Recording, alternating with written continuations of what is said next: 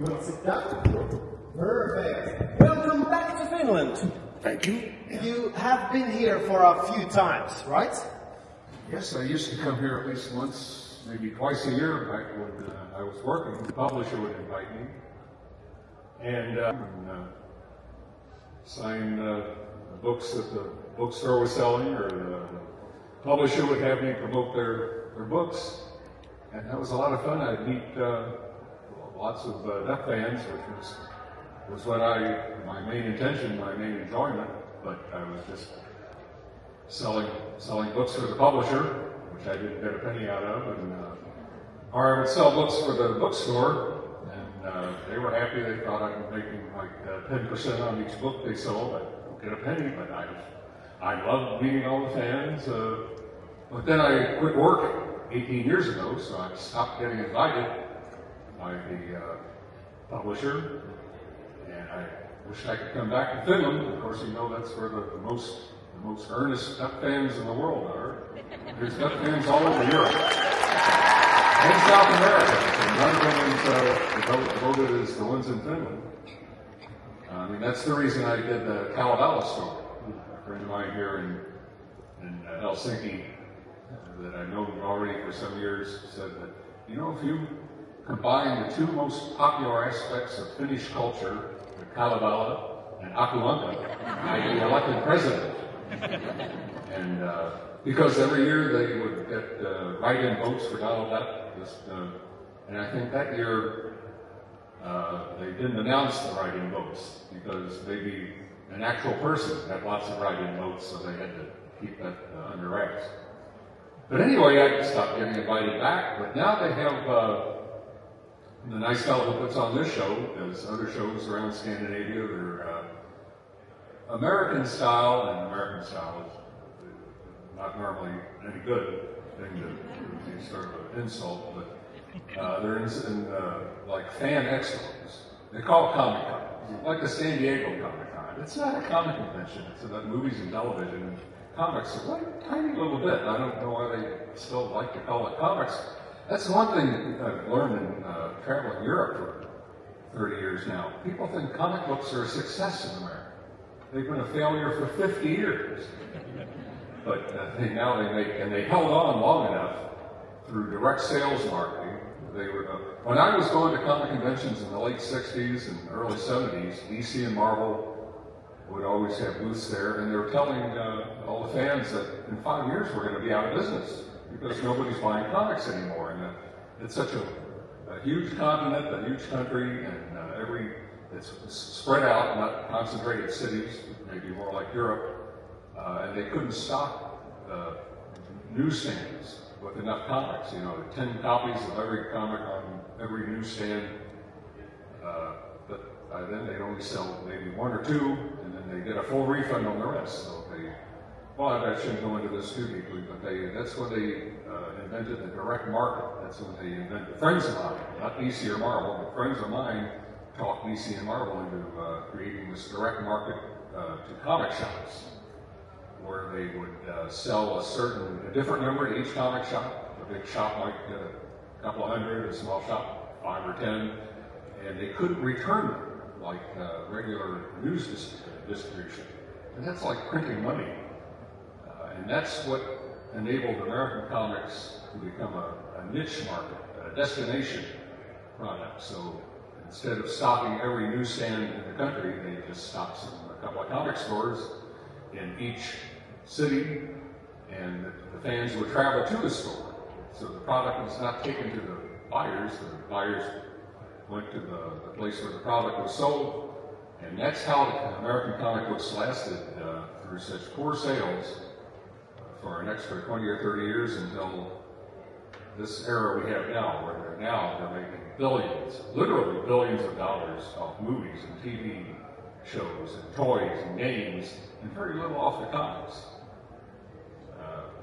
When I was a kid, there were these Donald Duck and Uncle Scrooge comics, which were still the biggest selling comics in American history. It would sell 3 million copies a month.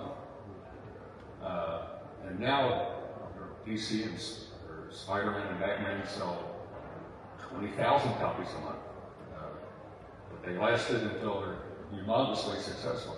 I remember last time when we talked, you said that where you come from, no one knows who you are. But then you come here and everyone is waiting for you. Yeah, my next door neighbors, next door neighbors are half a mile away, way out in the country. But they have no idea who I am, or if you told them I did Donald Duck comics, they said, what are those? Because they haven't seen Donald Duck comics in America for 50 years now. But I come here and people recognize me on the street, so this is a very surreal existence.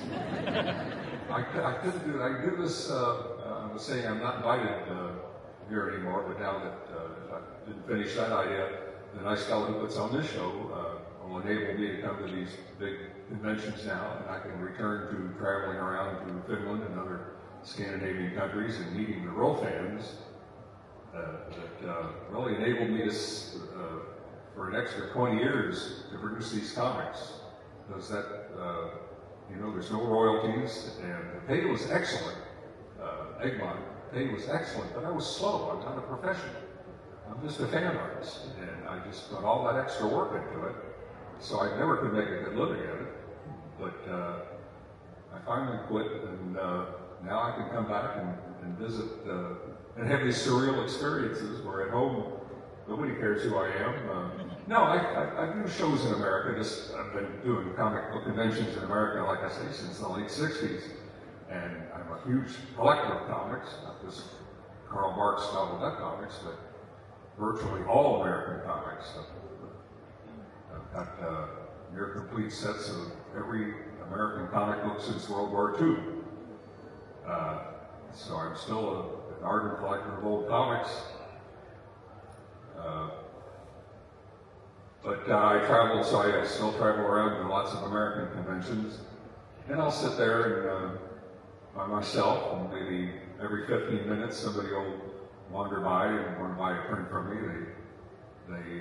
Honestly, some of them think I do the voice of Donald Duck in the cartoons, because they've never heard of Donald Duck comic books or Uncle Scrooge comics. They've heard of DuckTales, so I have to have a sign on the table saying, no, sorry, this is not DuckTales. It's a little capsule history of, Karl Barks, Elf comics from the 50s and 60s, and, that this is not Disney's Donald Duck, this is Karl Barks' Donald Duck.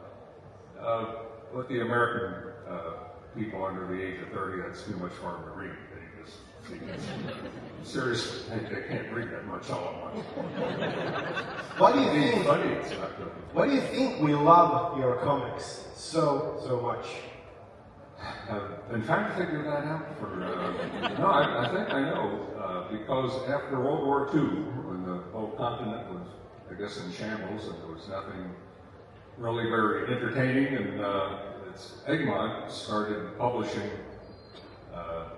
the American Donald Duck comics, Akuanka, as the first cheap entertainment for people. And in those days, America was a hero.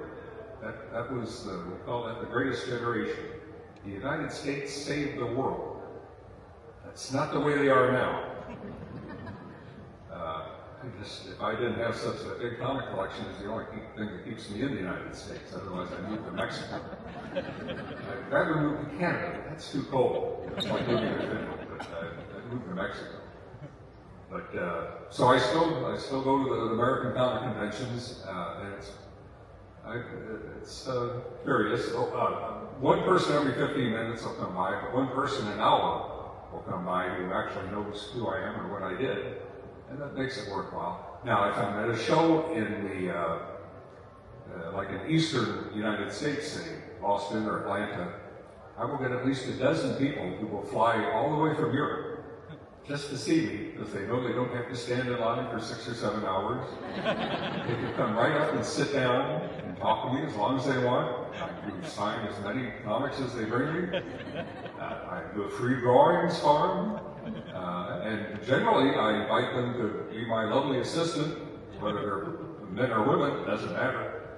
So they can sit with me and keep me company, because it's very lonely. I probably think I'm kidding. I just sit there and nobody pays any attention. And that's what I try to people, I mean, and then I come to Finland, or especially, and people come up and they're trembling. And they're so excited, they're speechless. And I said, just relax. How can I be somebody so special in one place and nobody even cares who I am in another? It's this celebrity. That's what the other, especially the voice actors and the TV stars and movie stars, they're all caught up with. They think that's real. They think they're really special. No, that's all in people's minds. I say, this is all in your mind. I'm just a duck fan like you are. I want you to relax. Because they get nervous and I get nervous. I just want them to relax. But you can't imagine what a surreal thing that is for me. And I try not to talk about it too much because I usually get choked up. But here I am living in a place where these comics that I grew up with were a huge part of my childhood. Like many of the people I talk to during the day, they say, well, they had an unhappy childhood or maybe family problems or something, and these comics were really important to them. And that's the way they were to me. I came from a dysfunctional family, and comic books were my biggest part of my life. And they were a big part because, as some of you might know, my sister was 11 years older than I was when I was born. And she still is. But she had a collection, not a collection, but a hoard of comic books. And of course, the best-selling comic books were Karl Marx's Donald Duck, and those are really important to me. And now I come and talk to people who, they tell me how important I am to them the way Karl Marx was to me. It's surreal. I never expected that to happen, even when I was in my mid-30s. I thought I was going to run a family construction company all the time. Were you going to translate all this? So let's start from the beginning. No.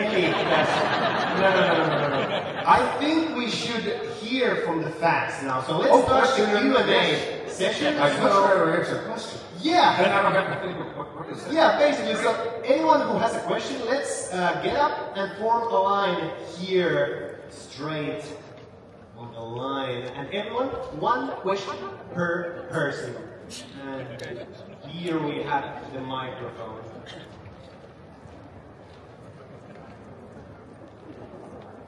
All right.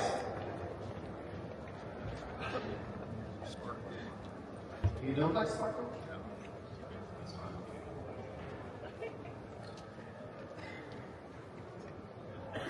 All right. First question. Okay. Hi, I didn't expect to be the first one, but at least I know that the question isn't already asked. So, there's a film score for Life and Times of Scrooge. How did that happen? A film score, you said? There's a film score, yeah. For a book, Life and Times of Scrooge. A film score. Yeah, how almost did that all happen? of things. Okay, well, that's long. That take very much time. All right. When I used to come to Finland, like I was saying, it would be an event. They would not just comic conventions. They would would organize a press conference where they invite.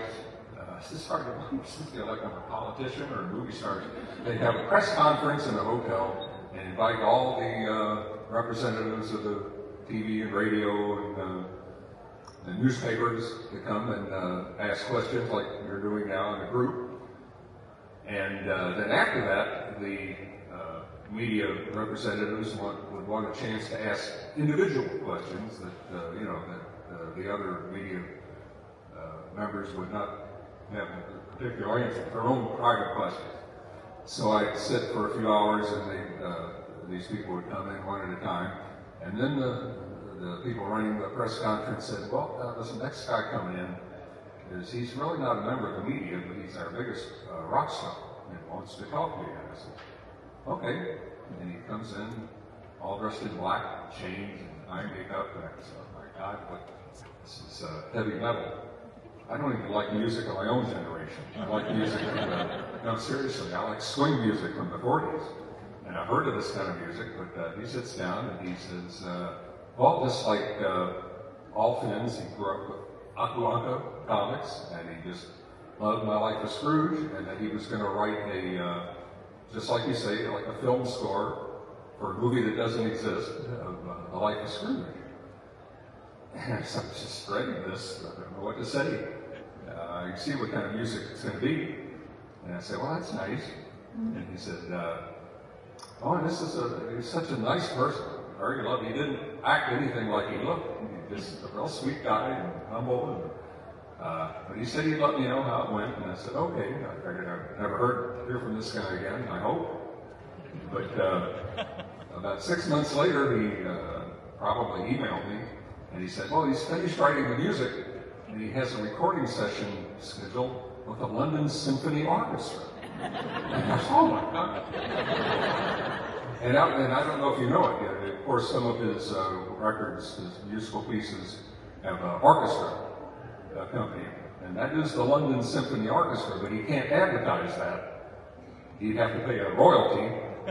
And so they have a small portion of the London Symphony Orchestra that help him on these recordings that go by another name. And so he had this recording session scheduled, and I think another 6 months passed, and he invited me to come over and film a music video to promote the record. And of course, as a coolness, I haven't mentioned that yet, but I've probably figured that out. So I went, and he invited me to his rural recording studio, and he said he had some of the first pieces, I don't know what all the technical terms are, but ready, and he put the earphones on me and started playing this music. Now, of course, it turned out it's not heavy metal rock, and I'll jump back. I was talking about a music fan of previous generations. I am, in fact, a collector of movie soundtrack music. I'm a huge movie fan of the golden age of movie music, which would be the 30s, 40s, and 50s. And what I was hearing in my earphones was music from just the sort of music I love so much. And that's what he was playing. It was nothing like what I expected. I remember I wept at this gorgeous music. So that became something entirely different than what I expected. And also I need to say that, and you've seen pictures of Thomas, especially on that particular album, he and I together. And I don't know, he's always got this thing. He's such a nice fellow. He's nothing like I expected these awful heavy metal rock people to be. Like he's putting on this guy, he's like he's cosplaying one. But he's such a nice fellow. And he dreams, of course he likes the music he is involved in, but he dreams of doing movie soundtracks. And I think he said he particularly wished he could do TV documentaries about marine biology. I don't know if he tells all the fans that. Maybe I'm not supposed to reveal it. But that's enough. That was a fantastic experience. Thank you. So, I love that. Thank you for the question. Thank you. All the metal fans they look scary, but they are the biggest teddy bears in the world. From my It's a good way to describe vocals. Yeah. All right, next question. Okay, so my question was already asked. Okay, but now since you mentioned Thomas Holopainen, do you have any opinion about his band Nightwish? Must ask. That's what? Opinion about his what? Opinion about his band, Nightwish. Have you listened to it? Did you hear what I said? He gave me some of his records, and I said, oh, yeah, I guess I'm curious. And I've heard CDs, and they start out, a lot of them, with orchestral music. Some London said, they said, oh, this is nice. And then that guitar noise starts. And I just turn it off. I don't even, I'm sorry. I don't even see that as music. I'm 73 years old. No, I'm older than that. I'm more like 90. My opinions are from, 20 years older than I am. So it's, the only thing worse is rap. It's not supposed to be funny, but it's not. Maybe if you send them a message and they have the original recordings, they can remove the guitar parts. Well, I noticed, I think it's cute that on I don't remember the name of the cut, but he's got this awful guitar music mixed in with the nice orchestral music, but he also has another version that cuts out the bad guitar music, because he knows that it doesn't seem to fit, but I don't want to get too deep in it. We should tread lightly because we are metal people, so let's be careful here. Thank you for the question.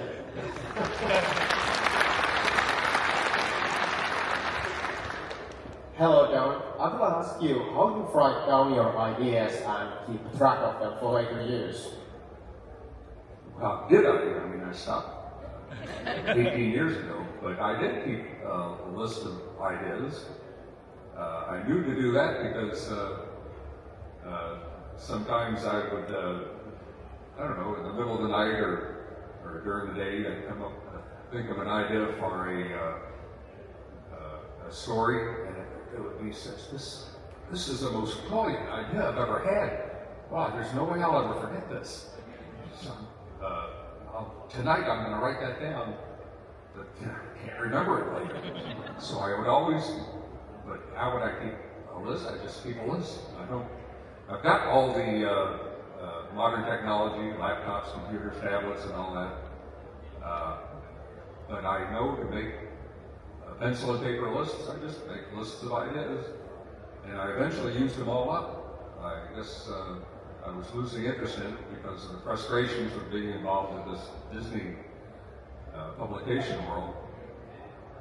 And I remember the last idea I had that I used was the one for the title of the story was The Prisoner of White Agony Creek. And I finally found a way to tell that story. But to answer your question, I just write it down on a piece of paper. It's not very interesting. Wrote it down on a piece of paper. Thank you very much. Thank you. So you have used all your ideas. Yeah. Okay. And the last story, I always say this because it's true, there was a lot of reasons why I quit. The frustrations, the Disney comic system, the long list. It's actually published on the internet. And it was included in, but the long list, the main reason I think I quit was that last story I mentioned, Prisoner of White Agony Creek. It was like the last chapter of My Life as Scrooge, or the B chapters. I liked that story so much that I knew I'd never create another story that I loved as much as I loved that one. So I figured I should just quit. That's the only reason I had. I just lost my enthusiasm. The system destroyed my enthusiasm for it. But I love that story, so I said, I don't think I should keep doing this and just slowly peter out. And people could see that I've lost interest in it. I think I'll quit right now. And I haven't been employed since then. My only means of income is traveling around and doing shows like that. And I guess it should be mentioned that still, I never, just like in America, but the same in Europe, I never charged anybody for an autograph. I never charged anybody for a photograph. Used to when I still had the time or when there were fewer fans, I never charged anybody for a drawing. And I do sell prints. I have a partner here who sells prints. But nobody, if they want to see me, they don't have to buy anything. I hope they do. We appreciate it. They can still come up and get whatever they like. But that's my only form of income now is traveling around to conventions. But I feel like there could be worse ways. Maybe. Oh, yeah. This is still a dream. Yeah. That I can still travel around and meet so many nice people. And one of the things that make them so happy so easily, sometimes I feel guilty. I should have to work harder. No, seriously. They're so happy to get an autograph or a photograph. I should have to work harder. I wish I could draw pictures for everybody. And I actually hate drawing. But it makes people so happy. And I wish I had time to do it, but there's just too many. And in America, there's too few. And in America, the people come up, a couple of 2 or 3 an hour, and they'll say, they hear I do free drawings, which is unheard of. And they'll say, you do free drawings? And I said, no, I'm sorry, I don't do that anymore. But then I'll have to talk to them for a few minutes, and maybe they'll come up with a book to sign, or maybe they'll ask me some questions, and I can tell that they're not just eBay louts. And I'll sign their book, and I'll say, oh, did you want a drawing? They just have to know who they are. Yeah. And I still do free drawings in America.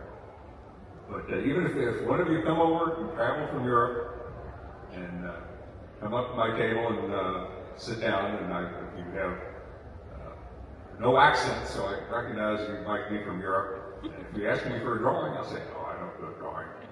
But just keep talking, you'll get a drawing. You say you're from Finland, I say, oh, I'm going to do you 2 drawings. I actually, no, I'll tell this story. I would, when I was in America, and like I say on the East Coast, when I knew people were going to come from Europe, and I would always give them free prints. I'd say I want to subsidize giving away prints to European fans by selling them to the stupid American Disney fans, so they'll pay for the production of the prints, but I always wanted to give them to the real fans. I don't want to charge a real fan. I don't want to get into a discussion of what I'm in so many conventions now where there's people charging their fans for autographs, or charging their fans for photographs when all they're doing is reflecting light. And the fans are the people that, well, it's true. The fans are the people that give them their livelihood. It just seems so despicable. But anyway, I'd always want to do free prints for anybody from Finland, or anybody from Europe or South America. Until I was in Boston one year, and a husky blonde fella came up and he said he was from Norway. I said, oh, well then you should know it. You can have all the prints you want for free. And I said, how many? I had like 90 different ones. And he said, what would you like? You know, one of each. And I said, well, no, I can't do that. But we finally agreed on the half price. But he was, pretty sure, as I recall, he was from Norway, a big husky guy. I think he worked on an oil there. And he had plenty of money. And that's what the Norwegians always say. Don't worry about us. We're just fine. But now I just amended that idea. If one of you come from Europe, from Finland, and sit down and I know you're from Finland, I'll say, well, you can have 2 free prints. And then if you want me one, I'll be glad to sell it to you.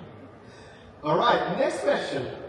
Hi. What was the creative and research process like when you did the quest for Kalevala? Oh, for that particular story. Well, I told you that a friend of mine, her name was Heli Kurkko-Birta, told me I could be the president of Finland if I did that story. Of course, it's been 30 years ago, but I suggested it, of course, to the publisher, and they said, well, of course, I've worked for Denmark, but they knew how important the Finnish branch of the readership was, so they said, sure, that's a good idea. So I came over and made a special trip. And let's see, I'm trying to remember all the things we did. Of course, we visited the library in Helsinki, of the Long Watch, I don't know if I pronounced that right, where all the private manuscripts or your original manuscripts are kept, and visited different locations. Well, just did a lot of research. I didn't read the whole Kalevala. I read the part that involved Sampo when they explained to me there's this mill that would grind out gold. And I said, well, that's a great plot. And I wanted to get everything accurate. I talked to different experts. And, but as far as that sort of research goes, when people ask me about the research that you do, it's just something to please myself. I don't know, I just like stories that are based on reality. Karl Marx gave me that appreciation. And I think that a story that is based on actual facts is more difficult and more entertaining than one that's made on facts I make up out of my head. And I remember one was, I was doing research on, well, let's say if it was the Kalevala research, I was in touch with one particular expert.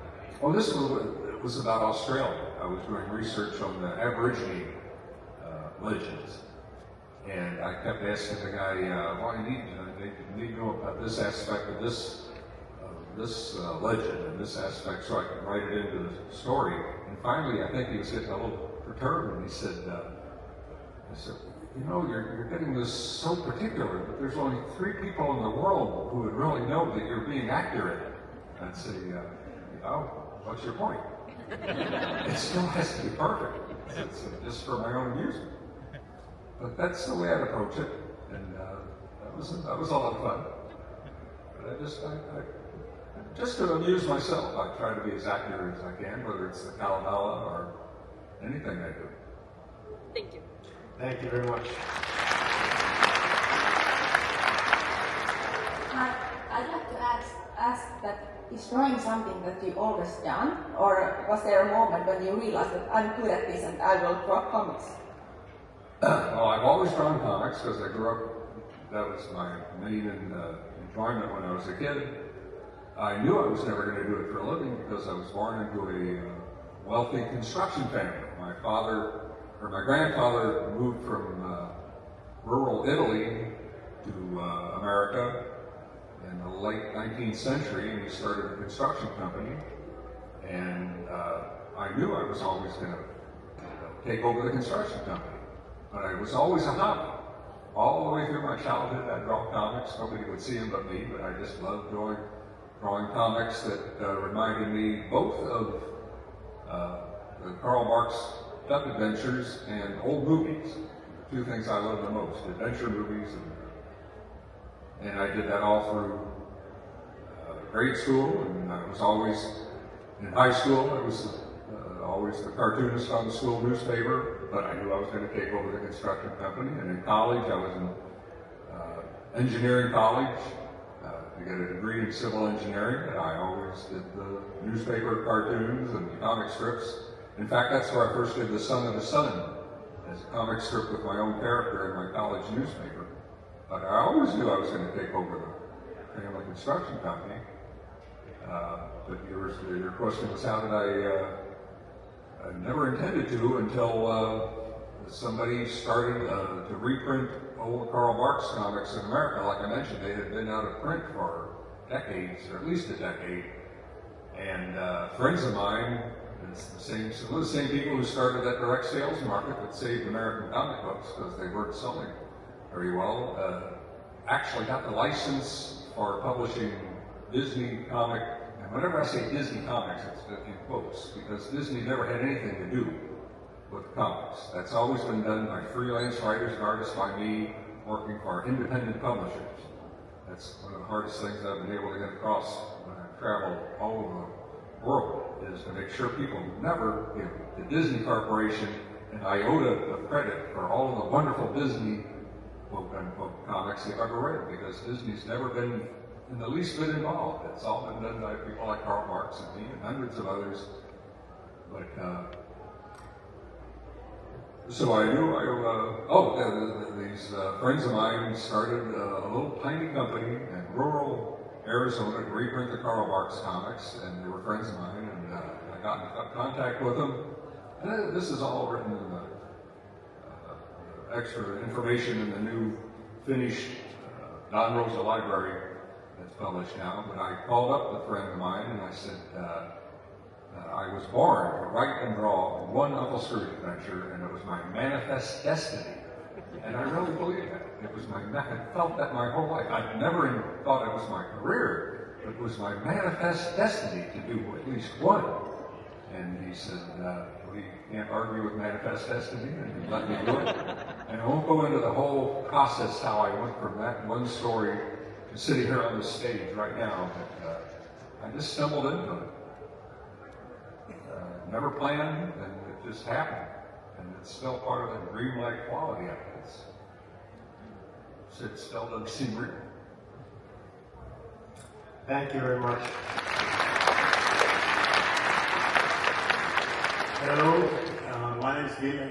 My background is from the northern Finland, and I was a little kid in early 90s, and Aku Ankka, the Donald Duck magazine, was only like comic that we can get from the countryside. And it was so joy to have your or Art's detailed comics from that world. So I like to thank you for that. You are my first comic book writers and authors to show that what can be the detailed comic book. And my question is, do you still draw, and how much, or do you draw something else like than Donald Duck or Scrooge world? I never did like drawing. It was a tedious job, and I didn't think I did it very well. But I grew up thinking the comic books were all, that I enjoyed so much, were all done by one person. And so it never occurred to me to write drawings, to write stories that somebody else would draw, or to draw stories that somebody else wrote. I had to do both things. I didn't know if it would be any good, but that's the only way it could be done. But I never liked drawing. The writing was easy, but the drawing was manual labor. So no, once I quit, I never.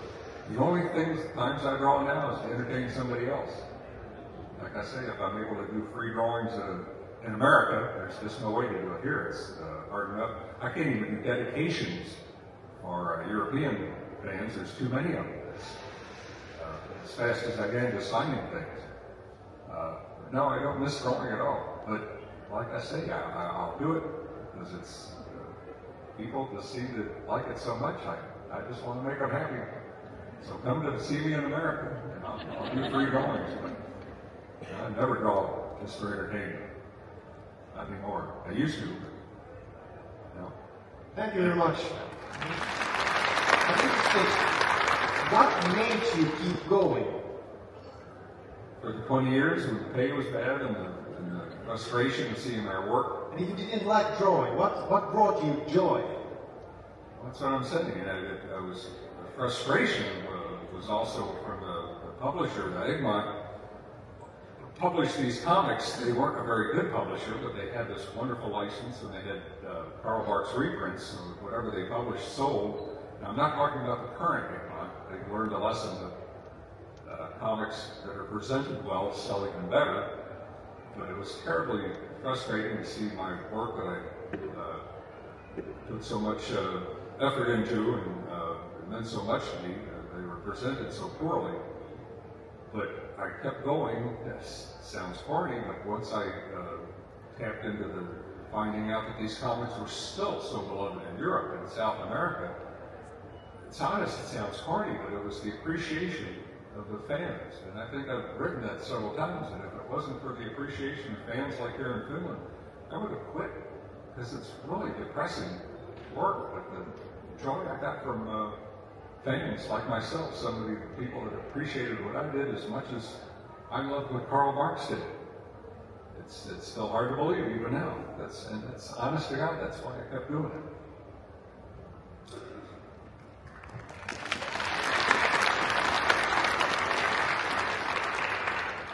Yeah, my question is based on a personal experience because when I was a little kid, I was living in the United States, and I went to the grocery store, magazine and comic aisle, and well, basically said to my mom, I can't find the Donald Duck comics.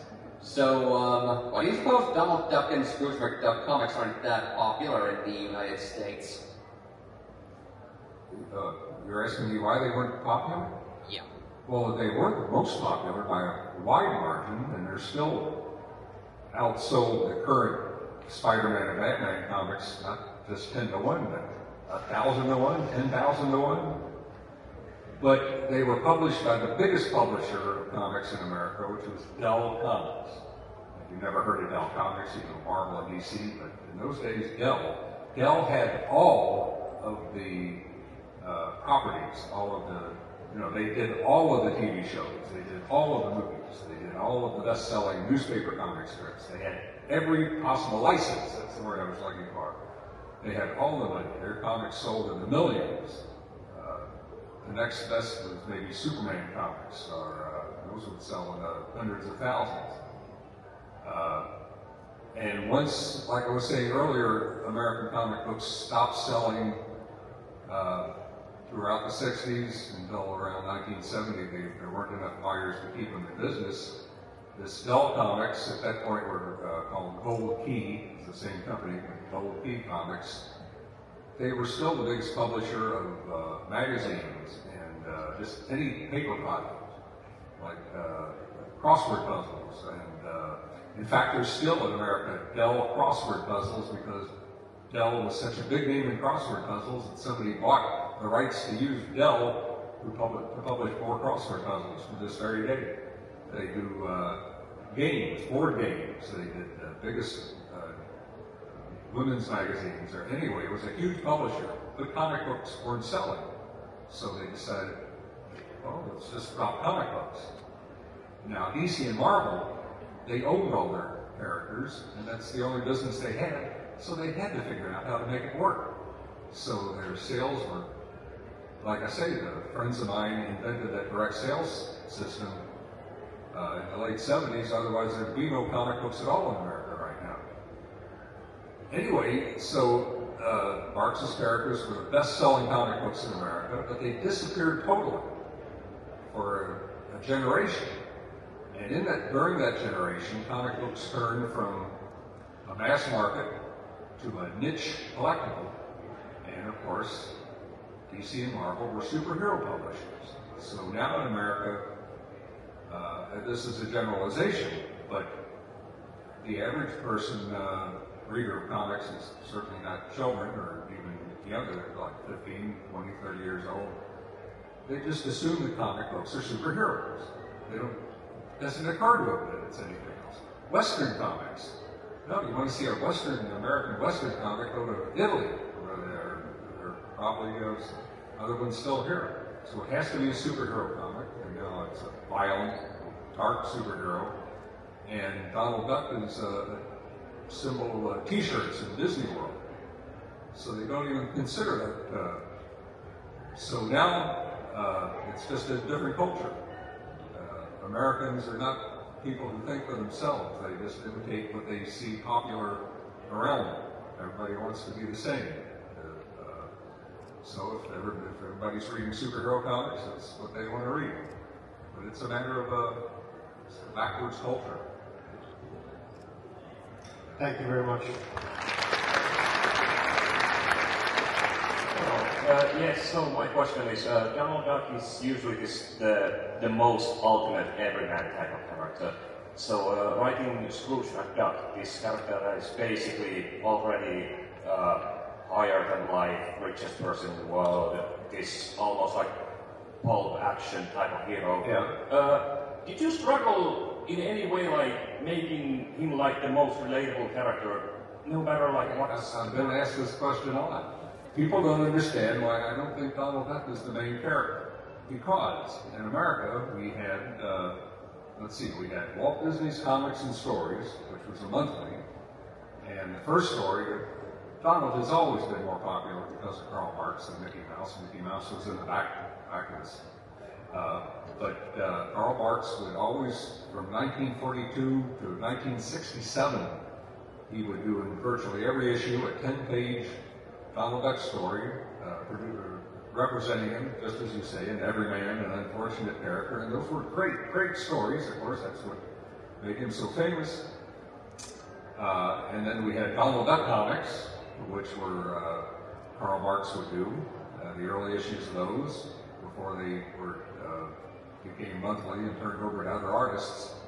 But then, in one story in 1947, 48, Marx invented this character, a wealthy, wasn't super wealthy, but he was a wealthy, cranky, just a one-time, just going to be used one time, and named Scrooge only because that's from the true. It was a Christmas story.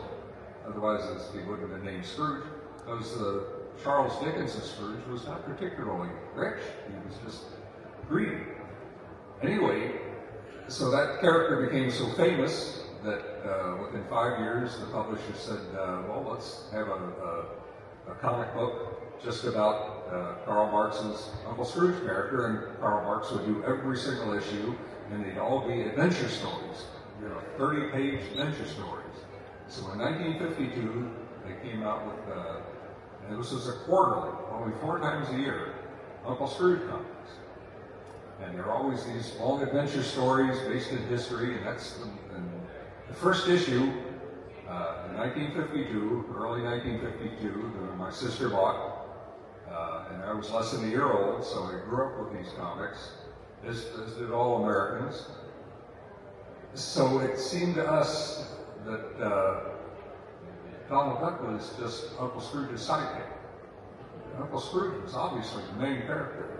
He had the great adventures, and Donald Duck was just his less than bright sidekick, and had very entertaining 10-page stories that just showed him what a flawed character he was, which was nice, it was wonderful.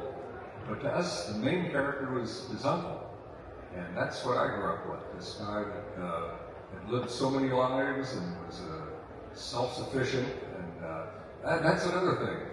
Let me segue into that. One of the worst things that the Finnish and all the European and even all the South American publishers the worst misunderstanding they did and foisted on all the readers, that the money bin was filled with gold coins.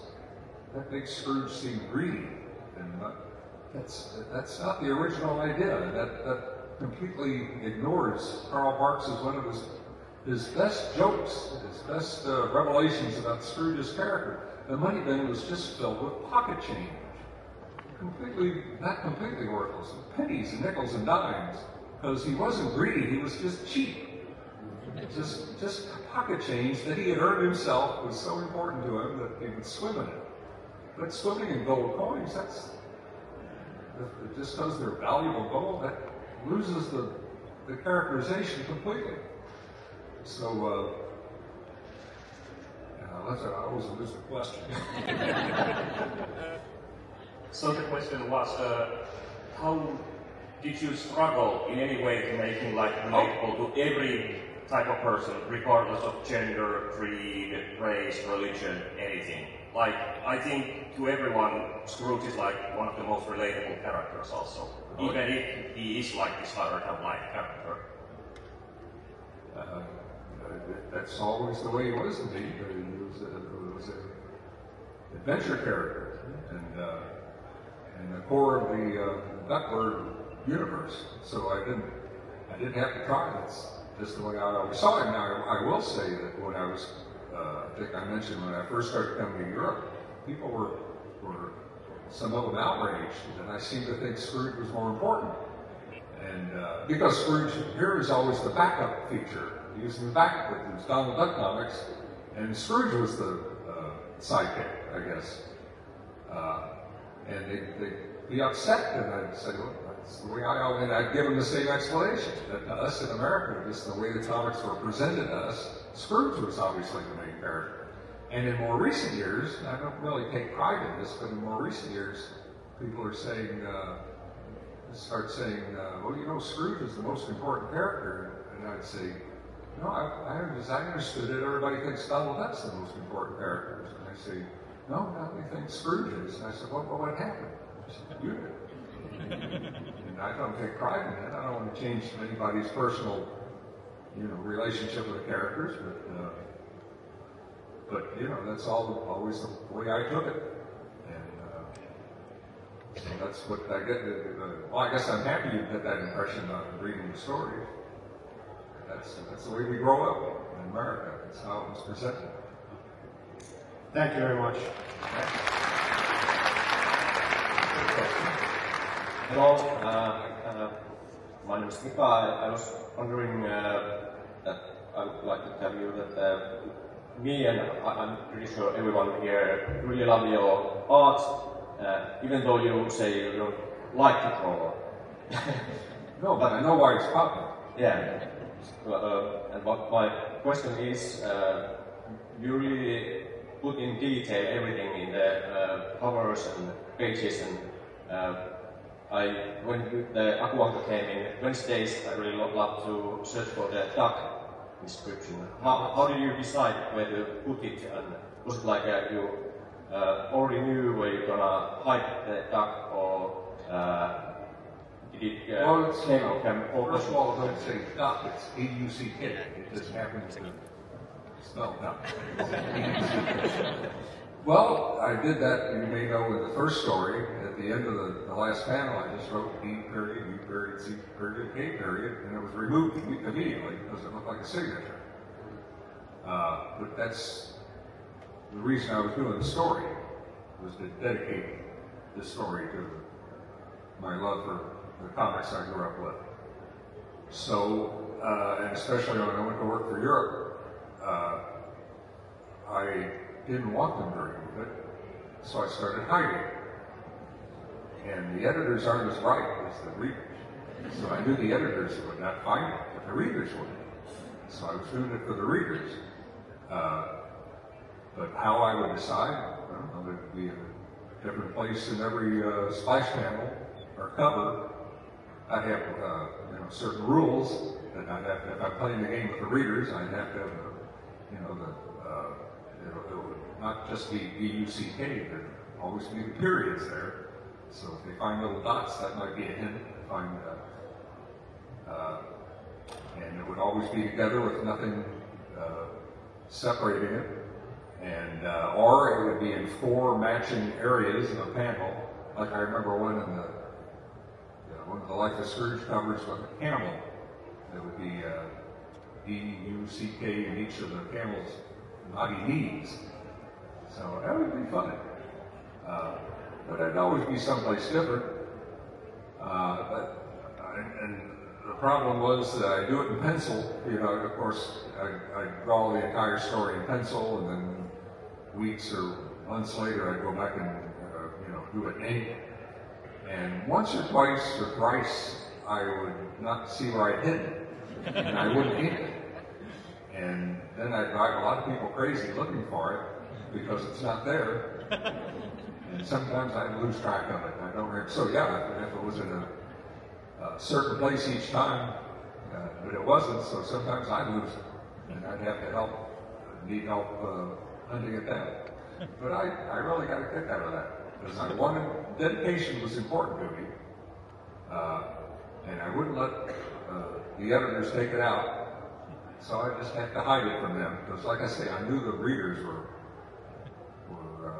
knew more about comics than the editors did in those days. When I refer to Egmont in the 90s compared to now. Now they're much sharper. They've learned, like I say, that the other publishers hopefully knew that when you present stories in an intelligent and quality way, they become even more popular. Thank you very much. We have around 3 minutes left. So not much time, so let's do Spitfire. A couple of questions. Yeah, hi Dan. My question is about White Agony Creek, which is fictional place, right? But did you use any real place as a reference when you created White Agony Creek? No, that's a good question. I'm not even sure if we could have a valley blocked by a glacier. I don't think that's possible. No. In fact, I did enough research to know that it was completely fictitious, that all of the gold in the Yukon was on the other side of whatever river that was. So I placed it on the north side of the river. So this is Spitfire. Yeah. In other words, not such a long name. Thank you very much. I wanted to ask if you had any memorable experiences with fans or a favorite moment or something like that. What? Favorite moment? Favorite interactions with fans. Oh, no, that's not a Spitfire question. 30 years of memorable moments. Yesterday I had, they're just wonderful. They're absolutely wonderful. Well, what is the weirdest place you have drawn a Scrooge? No, but right away you remind me of the weirdest place where I signed my name. Because it was here in Helsinki. Years ago, I was walking around, I think with maybe Eli Pukuvirta at night, maybe going to a restaurant, and there was actually a layer of snow on the ground, and we were walking past the, what's your big newspaper? Yes. We were walking past that building, and there was an empty field next to it. So I had the great idea, and I autographed the field. walking my autograph into the field.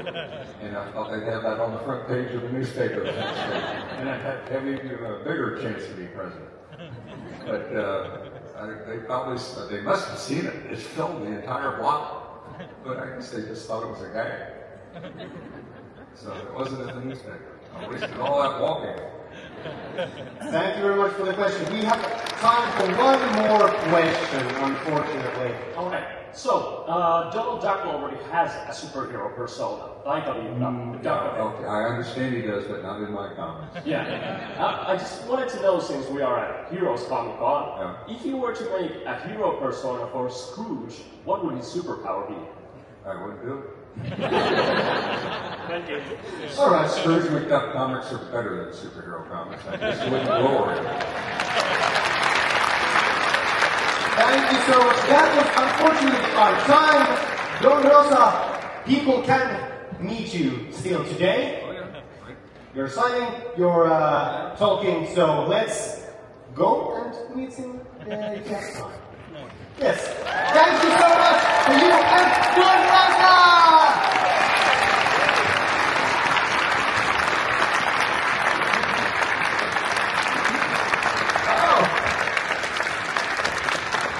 Thank you very much.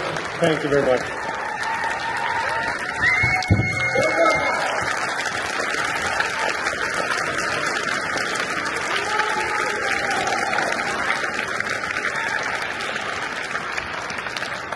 Kiitos paljon ihmiset. Kaikki uloskäynnit tällä hetkellä auki, niin voitte poistua molemmilta puolelta. Jos olette tulossa seuraavaan työni